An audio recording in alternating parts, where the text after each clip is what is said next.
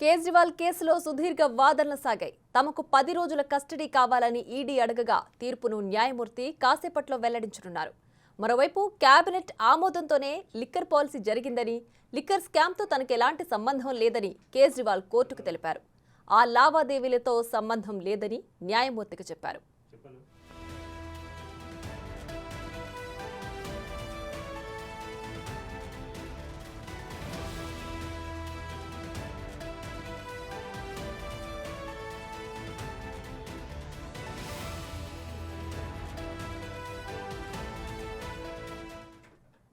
Breaking news చూస్తున్నాం. కేజ్రీవాల్ కేసులో సుదీర్ఘ వాదనలు ముగిశాయి. తమకు 10 రోజుల కస్టడీ కావాలని ఈడీ అడగగా తీర్పును న్యాయమూర్తి మరి కాసేపట్లో వెల్లడించనున్నారు.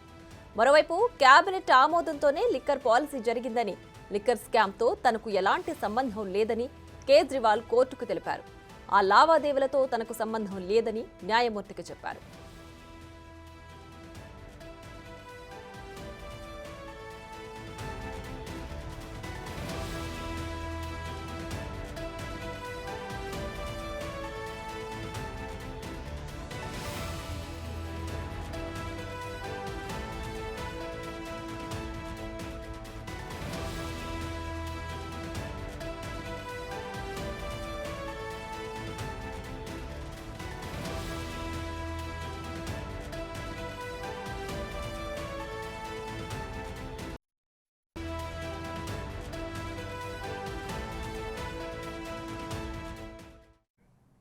రైట్, ఇక ఇదే అంశానికి సంబంధించి మరింత సమాచారం మా ప్రతినిధి ఢిల్లీ నుంచి శివ లైవ్ లో అందించడానికి సిద్ధంగా ఉన్నారు. శివ, చెప్పండి, మరి కాసేపట్లో కోర్టు తీర్పు వెలువడిస్తున్న నేపథ్యంలో ఏదైతే ఈ లిక్కర్ పాలసీ జరిగింది ఇదంతా కేబినెట్ ఆమోదంతోనే జరిగింది, పర్టికులర్ గా ఆ లావాదేవీలకి నాకు ఎలాంటి సంబంధం లేదని కూడా కేజ్రీవాల్ చెప్పిన నేపథ్యంలో ఏ తీర్పు వెలువడనుంది?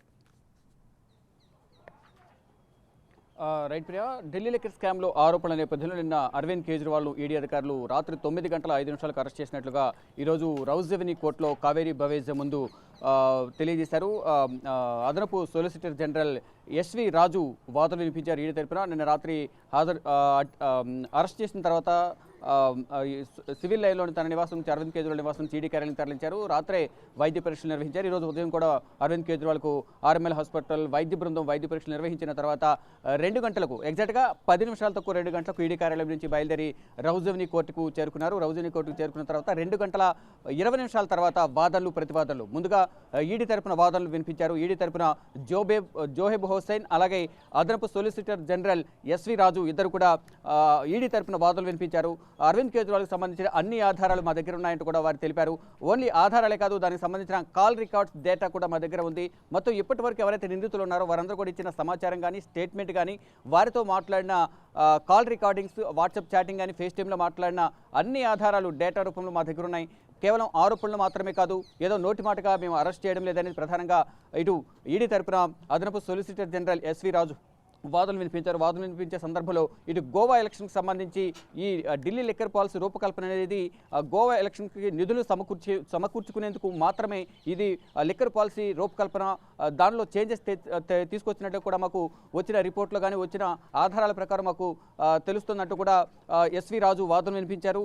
ఇటు సౌత్ గ్రూప్ నుంచి మొదటగా 45 కోట్లు, ముందుగా ఒప్పందం ప్రకారం 100 కోట్లు, దాంట్లో ముందుగా 45 కోట్లు అనేది సౌత్ గ్రూప్ నుంచి వచ్చాయి. అది 3 సార్లు ట్రాన్సాక్షన్స్ చేశారనేది ప్రధానంగా ఈడీ అధికారులు అభియోగాలు నమోదు చేశారు. ఆ 45 కోట్లను కూడా 2022లో గోవాలో జరిగిన ఎలక్షన్స్లో ఈ 45 కోట్లను వినియోగించారు. ఇక మిగిలిన పెండింగ్ ఉన్న ఇంకా 55 కోట్లను కూడా పలు విడతలుగా కూడా ఇవి అరవింద్ కేజ్రీవాల్కు సమర్పించారు, ముట్ట చెప్పారనేది ప్రధానంగా ఎస్వి రాజు ఈడీ తరపున న్యాయవాది వాదనలు వినిపించారు. ఇటు అరవింద్ కేజ్రీవాల్ తరపున అభిషేక్ మను సింఘ్వి కూడా తన వాదనలు వినిపించారు.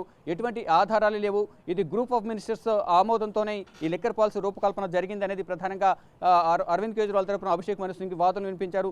ఏదైతే 2021-22 లిక్కర్ పాలసీ రూపకల్పనకు సంబంధించి ప్రైవేట్ పరం చేయడం ద్వారా అధిక లాభాలు వచ్చే అవకాశం ఉందనే సమాచారంతోనే ముందుగా ఎక్సైజ్ కమిషనర్తో 3 సభ్యుల సభ్యుల బృందంతో ఒక నివేదికను కమిటీ వేసి నివేదిక సమర్పించాలని కోరాం. వారి నివేదిక ఇచ్చిన తర్వాత మళ్ళీ గ్రూప్ ఆఫ్ మినిస్టర్స్తో 3 మంత్రులతో కూడా మరి మరొక హైపవర్డ్ కమిటీ ఏర్పాటు చేసిన తర్వాత వారిచ్చిన నివేదిక ఆధారంగా నెల రోజుల వ్యవధిలో వారు ఒక నివేదికనిచ్చారు. దాని ఆధారంగా ఈ పాలసీ రూపకల్పన చేయాలని నిర్ణయించాం. ఈ నివేదికనంతా కూడా ఏదైతే 2 కమిటీలు ఇచ్చిన నివేదికను Delhi lieutenant governor Arvind Kejriwal Delhi lieutenant governor V K సక్సేనాకు సమర్పించిన తర్వాత వాటిని పూర్వాపరాలు తెలుసుకున్న తర్వాత 4 నెలలు తన దగ్గరే ఆ నివేదికను ఉంచుకుని 4 నెలల తర్వాత ఢిల్లీ లిక్కర్ పాలసీ రూపకల్పనకు సంబంధించి పర్మిషన్ ఇచ్చారు. పర్మిషన్ ఇచ్చిన తర్వాతే ఇది రూపకల్పన జరిగింది. అందరికీ జోన్లు కేటాయించామనేది అరవింద్ కేజ్రీవాల్ తరపున వాదనలు అభిషేక్ మను సింఘ్వి వినిపించారు. దాంట్లో అవకతవకలుంటే గతంలోనే వీకే సక్సేనానే అప్పుడే ఆ నివేదికను ఆపేయాల్సింది. కానీ రూపకల్పనకు సంబంధించి పర్మిషన్ ఎందుకు ఇచ్చారు అనేది ప్రధానంగా ఇటు అరవింద్ కేజ్రీవాల్ తరపున ఇటు అభిషేక్ మను సింఘ్వి ఈరోజు రౌజేవనీ కోర్టులో కావేరీ బవేజా ముందు జరిగిన వాదనలు ప్రతివాదనలు అంటే సుదీర్ఘంగా మధ్యాహ్నం 2 గంటల 20 నిమిషాల నుంచి దాదాపు 3 గంటల పాటు 5 గంటల 20 నిమిషాల వరకు ఈ వాదనలు కొనసాగాయి. దాదాపు 3 గంటల పైనే ఈ వాదనలు ప్రతివాదనలు కొనసాగిన తర్వాత రౌజేవనీ కోర్టు ప్రత్యేక న్యాయమూర్తి కావేరీ బవేజా తీర్పును రిజర్వ్ చేశారు. అంటే ఇటు ఈడీ అధికారుల తరపున ఈడీ అధికారులు 10 రోజుల ఈడీ కస్టడీ ఇవ్వాలని ఈడీ అధికారులు కోరుతున్నారు. అయితే ఇప్పటి వరకు అంటే అరవింద్ కేజ్రీవాల్ను విచారించలేదు కాబట్టి అంటే 9 సార్లు నోటీసులు జారీ చేసిన నేపథ్యంలో ఒకసారి కూడా అరవింద్ కేజ్రీవాల్ విచారణకు హాజరు కాలేదు. ఈ నేపథ్యంలోనే రాత్రి అరవింద్ కేజ్రీవాల్ నివాసానికి వెళ్ళినప్పటికీ కూడా కేవలం 2 గంటల వ్యవధిలోనే సెర్చ్ వారెంట్ జారీ చేసి అరవింద్ కేజ్రీవాల్ ఫోన్ సీజ్ చేయడం కానీ డాక్యుమెంట్స్ స్వాధీనం చేసుకోవడం కానీ చేశారు. తర్వాత 2 గంటల తర్వాతనే 9 గంటల 5 నిమిషాలకు అరెస్ట్ చేస్తున్నట్టు కూడా వాళ్ళకి తెలియజేశారు. వారి కుటుంబ సభ్యులకు అరవింద్ కేజ్రీవాల్ కూడా అరెస్టుకు సంబంధించిన అరెస్ట్ వారెంట్ కూడా ఇష్యూ చేశారు. రైట్, ఇప్పటికే పలుమార్లు సమన్లు జారీ చేసినప్పటికీ కేజ్రీవాల్ విచారణ ఎదుర్కోకుండా తిరస్కరిస్తూ వచ్చారు. సో ఫైనల్గా ఇప్పుడు అరెస్ట్ చేసి విచారణ కూడా ఎదుర్కొంటున్నారు. అయితే ఇప్పుడు కేజ్రీవాల్ చెప్తున్నది ఏంటంటే ఈ ఇన్ఫర్మేషన్ అంతా అరెస్ట్ చేయకుండా కూడా అడగొచ్చు. సో నేను దేశానికి నా అంకితం అయిపోతున్నాను నా జీవితం అని కూడా ఆయన చెప్తున్నారు. సో దీని ఎలా చూడాలంటారు?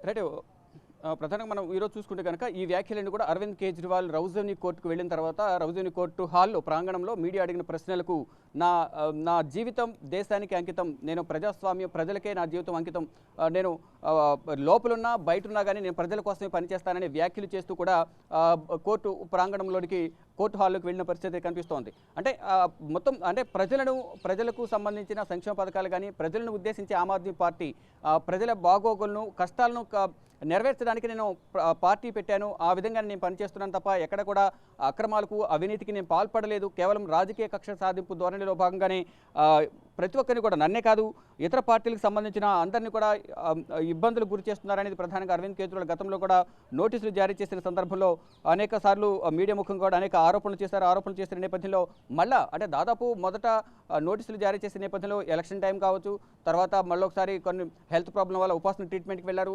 మళ్ళీ కొన్ని ముందుగా నిర్ణయించిన కార్యక్రమాల్లో హాజరు కాలేకపోతున్నారు. ఇలా పలు కారణాలు చెప్తూ అరవింద్ కేజ్రీవాల్ 9 సార్లు విచారణకు హాజరు కాలేదు. అయితే 9వ సారి ఢిల్లీ హైకోర్టును ఆశ్రయించి అరెస్టు చేయకుండా రక్షణ చర్యలు కల్పించాలని కోరిన నేపథ్యంలో దీంట్లో మేము జోక్యం చేసుకోలేమంటూ కూడా ఢిల్లీ హైకోర్టు ద్విసభ్య ధర్మాసనం సురేష్ కుమార్ కైత్ అలాగే మనోజ్ జైన్ ఇద్దరు కూడా దీన్ని మేము ఎటువంటి ఆదేశాలు ఇవ్వలేము, ఈడీ చర్యలకు మేము అడ్డుకట్ట వేయలేమంటూ కూడా వారు తెలిపిన నేపథ్యంలో ఈడీ అధికారులకు కూడా ముందు అరవింద్ కేజ్రీవాల్ ఈడీ విచారణకు సహకరించాలి, మేము అరెస్ట్ చేస్తామా చేయమా అనేది కూడా మేము ఇప్పట్లో చెప్పలేము కోర్టు కేసులో విచారణకు సంబంధించి ఈడీ ఇప్పటికే ఇంకా 10 రోజులు కావాలని కస్టడీ కావాలని చెప్పి కూడా ఈడీ కోరింది కదా. సో దానికి సానుకూలంగా ఇప్పుడు తీర్పు వచ్చే అవకాశం ఉందా? రైట్, 10 అంటే ఇప్పటివరకు కూడా ఒకసారి కూడా అరవింద్ కేజ్రీవాల్ విచారించలేదు కాబట్టి 10 రోజుల ఈడీ కస్టడీ ఇవ్వడం ద్వారా ఇప్పటివరకు మేము ఏదైతే ఆధారాలు సేకరించామో ఆధారాలకు సంబంధించి మరింత సమాచారం సేకరించాల్సి ఉంటుంది కాబట్టి అరవింద్ కేజ్రీవాల్ 10 రోజుల ఈడీ కస్టడీ ఇవ్వాలంటూ కూడా వారు కోరారు. కానీ ఇటు మనం గతంలో చూస్తున్న అనుభవాల ప్రకారం చూసుకుంటే ప్రతి ఒక్కరికి కూడా 10 రోజుల కస్టడీ కోరిన నేపథ్యంలో 5 రోజులు లేదా 7 రోజులు కస్టడీ ఇస్తూ వస్తున్నారు. గతంలో కూడా మనం కవిత ఇష్యూకు చూస్తే కూడా కవితకు సంబంధించి 10 రోజుల కస్టడీ కోరారు ఈడీ అధికారులు, 7 రోజుల కస్టడీ ఇచ్చారు. కవిత కస్టడీ రేపటితో ముగియబోతుంది. ఇటు అరవింద్ కేజ్రీవాల్ కూడా 7 రోజుల కస్టడీ ఈడీ కస్టడీ ఇచ్చే అవకాశం అయితే ప్రధానంగా కనిపిస్తోంది. ఇక కాసేపట్లోనే ఈ తీర్పు అయితే వచ్చే అవకాశం కనిపిస్తోంది. తీర్పు రిజర్వ్ చేసి కూడా దాదాపు 55 నిమిషాలు కావస్తుంది. మరి కాసేపట్లోనే ఈ తీర్పు వెలువడే అవకాశం అయితే ప్రధానంగా కనిపిస్తుంది. ఇక ఢిల్లీ లిక్కర్ స్కామ్లో అన్ని ఆధారాలు మా దగ్గర ఉన్నాయి, ఆధారాలతోనే అరవింద్ కేజ్రీవాల్ను అరెస్ట్ చేశామనేది ఈడీ అధికారులు చెప్తున్న పరిస్థితి నెలకొంది. సౌత్ గ్రూప్లో ఎవరైతే కీలకంగా వ్యవహరించారో కవిత, ఇటు నార్త్ గ్రూప్లో కీలక సూత్రధారి ఎవరైతే ఉన్నారో అరవింద్ కేజ్రీవాల్ ఢిల్లీ లిక్కర్ స్కామ్లో అదుపులో తీసుకోవడంతో ఇక ఢిల్లీ లిక్కర్ స్కామ్కి సంబంధించి అంటే ఒక తుది అంకానికి చేరిందని చెప్పుకోవచ్చు. అంటే మరిన్ని ఆధారాలు సేకరించాల్సి ఉంటుంది కాబట్టి అరవింద్ కేజ్రీవాల్కి సంబంధించి అంటే కీలకంగా వ్యవహరించిన అరవింద్ కేజ్రీవాల్ ఢిల్లీ లిక్కర్ పాలసీ రూపకల్పనకు సంబంధించి నిర్ణయాలు కానీ ఆ గ్రూప్ ఆఫ్ మినిస్టర్స్ని ఏర్పాటు చేసి కమిటీని వేయడం కానీ దాని ద్వారా ఆ కమిటీ రిపోర్ట్ను ఇటు ఢిల్లీ లెఫ్టినెంట్ గవర్నర్ వికే సక్సేనాకు పంపించడం కానీ ఇదంతా కూడా దగ్గర నుంచి చూసుకున్నది అరవింద్ కేజ్రీవాల్. ఇక దీంట్లో భాగస్వామ్యంగా ఉన్న మనీష్ సిసోడియా ఇప్పటికే జైల్లో ఉన్నారు. మరోవైపు సంజయ్ సింగ్, దినేష్ అరోరా, విజయ్ నాయర్ వీరందరూ కూడా శిక్ష అనుభవిస్తున్నారు. విజయ్ నాయర్ ఇంకా జైల్లోనే ఉన్నారు. కొంతమంది అప్రూవర్గా మారినప్పటికీ వారు ఇచ్చిన సమాచారం మేరకే ఇప్పుడు మిగతా వారికి నోటీసులు జారీ చేసి వారిని అరెస్ట్ చేసిన పరిస్థితి కనిపిస్తుంది. ఇక మొత్తంగా చూసుకుంటే సౌత్ గ్రూప్లో మ్యాక్సిమం అందరూ కూడా అప్రూవర్గా మారారు. ఇటు నార్త్ గ్రూప్లో కూడా కీలకంగా ఉన్నారు. అందరూ కూడా వ్యాపారులంతా కూడా ఎవరైతే మేము వ్యాపార జోన్లు తీసుకుని నష్టపోయిన తప్ప మేము ఎటువంటి అవినీతికి పాల్పడలేదని వారు రౌజవిని కోర్టులో గత న్యాయమూర్తి ఎంకే నాగపాల్ ముందు 164 సిఆర్పిసి కింద అప్రూవర్గా మారుతున్నట్లు వాంగ్మూలం ఇచ్చి వారు స్టేట్మెంట్ రికార్డ్ చేసిన తర్వాత అప్రూవర్గా మారారు. వారు ఇప్పటి వరకు వ్యాపారంలోకి ఎంటర్ అవ్వడానికి ఎవరు సహకరించారు, ఎవరెవరికి ఎంత పర్సెంటేజ్ అనేది దీంట్లో తీసుకున్నారు, ఏ కంపెనీలో ఇటు సమీర్ మహేంద్రకు సంబంధించి ఇండో స్పిరిట్లో 33%, ఇటు కవిత సౌత్ గ్రూప్ సంబంధించి కవిత మధ్యవర్తిగా అరుణ్ రామచంద్రపిల్లై ఉన్నారు. అరుణ్ రామచంద్రపిల్లై కవితకు వ్యాపార బినామీగా ఉంటూ కూడా అక్కడ కీలకంగా వ్యవహరించారనేది ఈడీ అనేక అభియోగాలు నమోదు చేసింది. మరోవైపు అమిత్ అరోరా కానీ, దినేష్ అరోరా, విజయ్ నాయర్, ఇలా గౌతమ్ మల్హోత్రా ఇటు పంజాబ్కు సంబంధించిన అకాలీదళ్ శిరోమణి మాజీ ఎమ్మెల్యే దీపక్ మల్హోత్రా కుమారుడు గౌతమ్ మల్హోత్రా కూడా దీంట్లో ఇన్వాల్వ్ అయి ఉన్నారు. వారందరూ కూడా బెయిల్ మీద ఉన్నారు. ప్రతి ఒక్కరు కూడా బెయిల్ మీద ఉన్నారు. కానీ ఇప్పుడు కీలకంగా ఎవరైతే వ్యవహరించారో కింగ్ పిన్ అని చెప్తున్న అరవింద్ కేజ్రీవాల్ కానీ, ఇటు సౌత్ గ్రూప్లో కీలకంగా ఉన్న కవిత కానీ వీరిద్దరే ఫైనల్గా మిగిలారు. వారిలో ఇప్పుడు కవిత ఆల్రెడీ ఈడీ కస్టడీలో ఉన్నారు. ఇటు ఈడీ కస్టడీ కోరుతూ అరవింద్ కేజ్రీవాల్ను రౌజీని కోర్టుకు తీసుకువెళ్లారు. వాదనలు సుదీర్ఘ వాదనలు ముగిశాయి. మరి కాసేపట్లో ఈడీ కస్టడీకి సంబంధించిన కీలక నిర్ణయం వెలువడబోతోంది. 10 రోజుల పాటు ఈడీ అధికారులు కస్టడీ కోరిన నేపథ్యంలో 10 రోజులు ఇస్తారా 7 రోజులు ఇస్తారా అనేది కూడా చూడాల్సింది. ఒకవేళ 7 రోజుల కస్టడీ ఇస్తే మాత్రం మళ్ళీ రేపు కవితను కూడా ఈడీ కస్టడీ ముగియ ఉండడంతో 12 గంటల తర్వాత రౌజని కోర్టులో ప్రొడ్యూస్ చేస్తారు. ప్రొడ్యూస్ చేసిన తర్వాత కవిత కూడా కస్టడీ పొడిగించే అవకాశం కనిపిస్తుంది. తర్వాత కస్టడీలో ఇద్దరిని కూడా కలిపి విచారించే ఛాన్సెస్ కనిపిస్తున్నాయి. మొదటి నుంచి ఎవరైతే ఆరోపణలు ఎదుర్కొంటున్నారో అప్రూవర్గా మారారో వారందరూ కూడా మరొకసారి పిలిచి వారు ఇచ్చిన స్టేట్మెంట్ కానీ వాంగ్మూలం ఆధారంగా వీరిని అరెస్ట్ చేశారు. కాబట్టి కాన్ఫ్రంటేషన్ పద్ధతులు, నిజ నిర్ధారణ పద్ధతిలో మొత్తం అందరినీ కలిపి విచారించే అవకాశం అయితే ప్రధానంగా కనిపిస్తోంది.